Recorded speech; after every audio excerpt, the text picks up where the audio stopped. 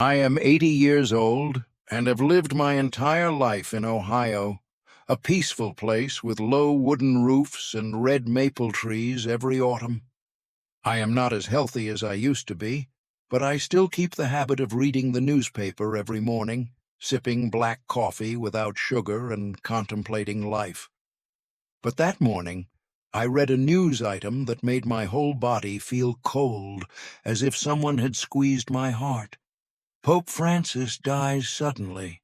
Cause: stroke. I put down the paper, not in the mood to finish my coffee. I just sat there, silent, my hand on my chest, because I knew that feeling all too well, not because I was a devout believer, but because I had seen a close friend collapse right before my eyes, also from a stroke. The Pope, a man with all the best doctors, daily care, no alcohol, no smoking, still could not escape that fate. So the question is, who among us can be safe? The pain isn't that he died, it's how he died. Quietly, quickly, without leaving a last word. Just like my best friend John. John lived across the street, my fishing buddy for nearly 30 years. One fall morning 2 years ago, I saw John walk out the door, his hand reaching for the mailbox.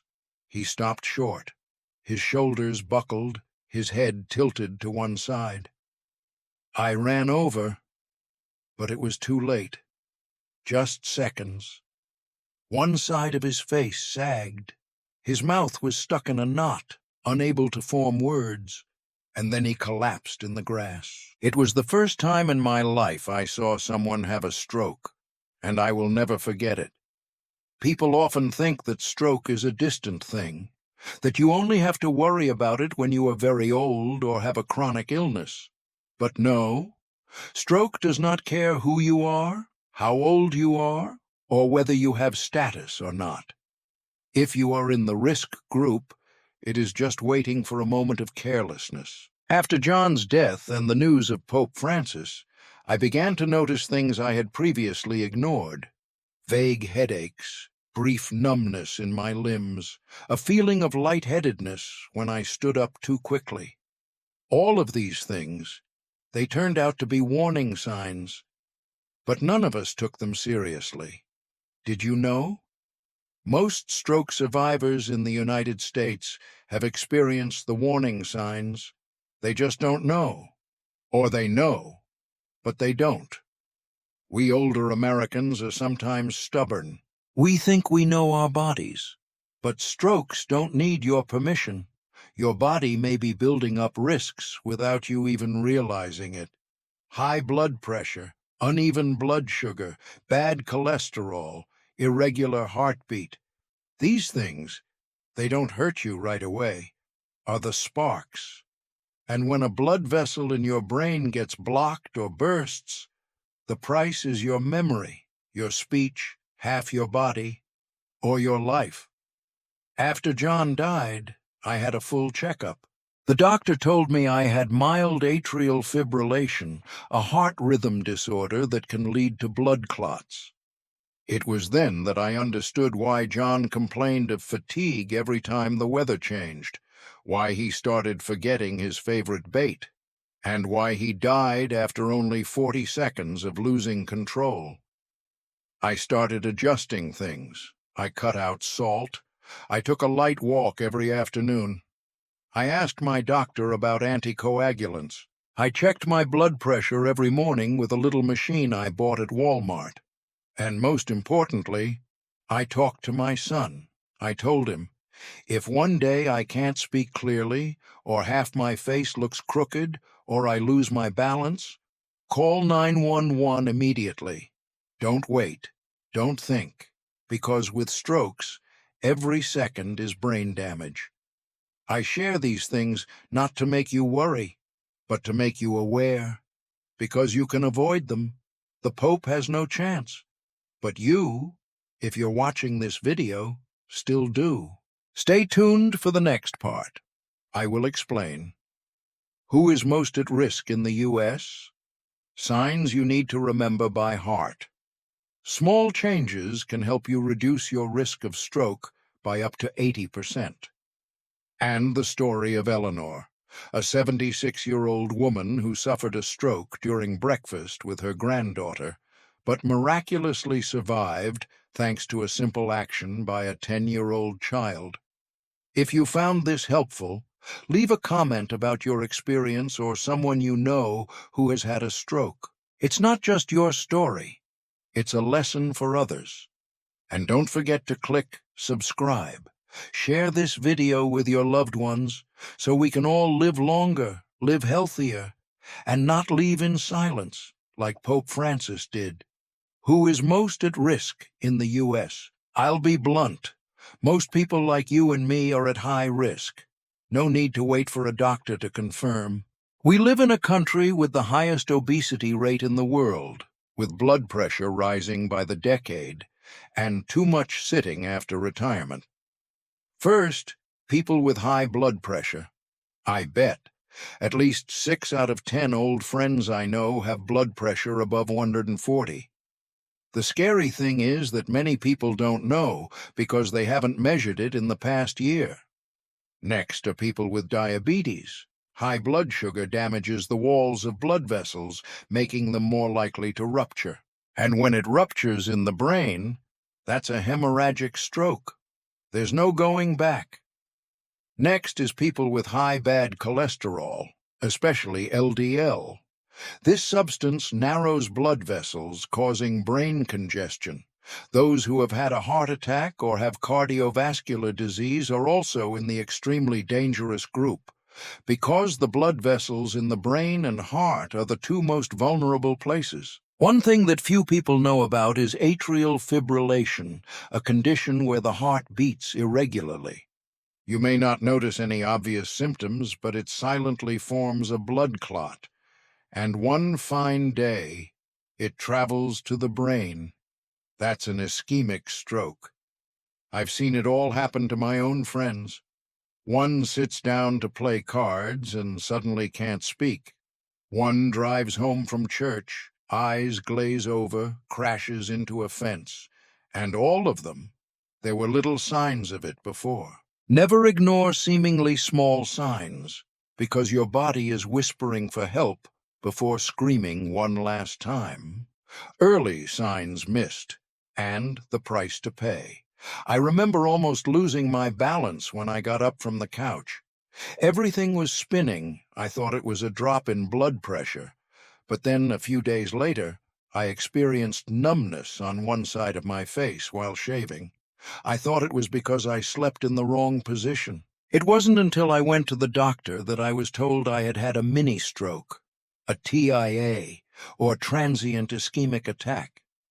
If you see yourself or someone suddenly stuttering unclear words, face tilted to one side when smiling, arms cannot be raised at the same time, mind is hazy, can't remember what I'm doing, numbness or weakness on one side of the body, especially the leg or arm, blurred vision, sometimes as if a shadow were covering the eyes.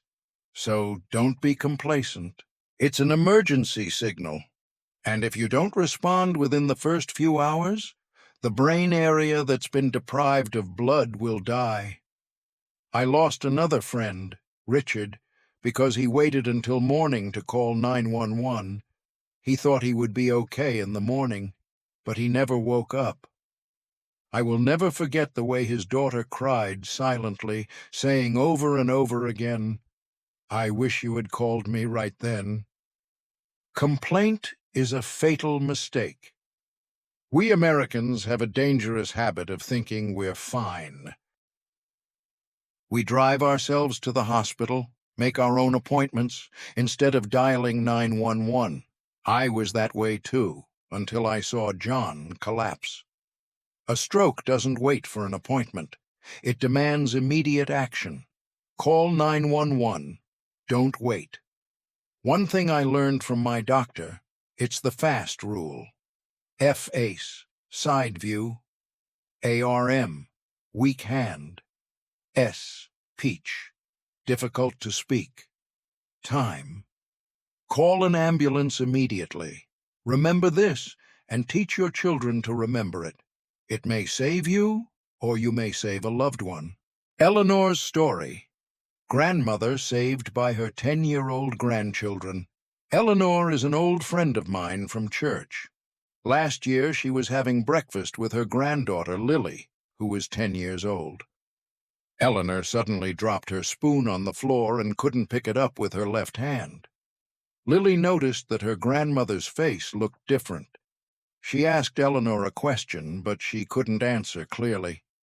Luckily, Lily had learned about FAST a few weeks earlier in elementary school. She screamed for her mother, and the family called 911 in less than a minute. The ambulance arrived just in time. Eleanor was given a clot-busting drug during the golden hour.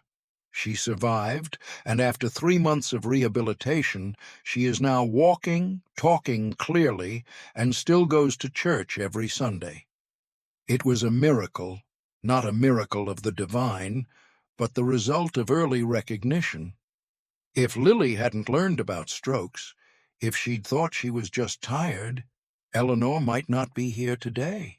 I want you to remember this story, because in every family there is always someone who is most vulnerable, and the person who saves them, sometimes it is you or the little grandchild you taught to tie your shoes. The silent habits that are killing older Americans, and how I break them. I used to think my lifestyle was not so bad. I didn't smoke or drink much. But in reality, it was the seemingly harmless little things that were the hidden traps. I used to eat a slice of white bread with grape jam every morning, followed by a glass of orange juice. It sounded healthy, but then I learned white bread spikes your blood sugar, and orange juice has as much sugar as a can of soda. It's the kind of breakfast that can set you up for years of slow-burning inflammation in your blood vessels. I used to sit in front of the TV for hours. After retirement, free time became a trap. I sat too long. I didn't move. And that inactivity caused poor circulation, increasing the risk of blood clots. Even if you don't feel any pain, your blood vessels are still wearing out every day. For a while, I ate frozen meals. You know those? Those microwavable aluminum trays that look so convenient. But each serving contains nearly 1,000 milligrams of sodium, almost the entire day's worth. High sodium raises blood pressure, and high blood pressure is the fastest way to get a stroke. I'm not saying you have to live an ascetic life, but by adjusting just a few habits, you can reduce your risk by up to 80%. I switched to morning oats, adding berries and a spoonful of flaxseed. I switched from canned orange juice to water with a few slices of fresh lemon. I set an alarm every 45 minutes to stand up and walk around the house. I ditched frozen foods and switched to simple cooking: grilled salmon, steamed vegetables, sweet potatoes. I learned to manage stress: journaling, deep breathing, walking in the park, and most importantly, I learned to listen to my body. No more ignoring the signs. You see, from the death of Pope Francis to the death of John to Eleanor being saved, it all revolves around one thing in common: time and perception. If you realize early, you live. If you are subjective, you no longer have a chance to correct your mistakes. I am not a doctor. I am just an old man who has seen too many people die without saying goodbye. I don't want you or anyone else in your family to be on that list. Please share this video if you know someone over 60. Comment if you have witnessed a stroke or survived one yourself.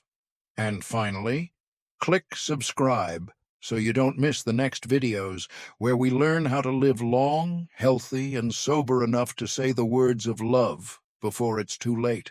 Our last message. For all of us who are going to the other side of life, if you've made it this far, I know you're not easy on yourself. And I know, deep down, you've also been scared to death by someone who died so suddenly. Maybe it was a father, a husband, or even a buddy you went fishing with all summer.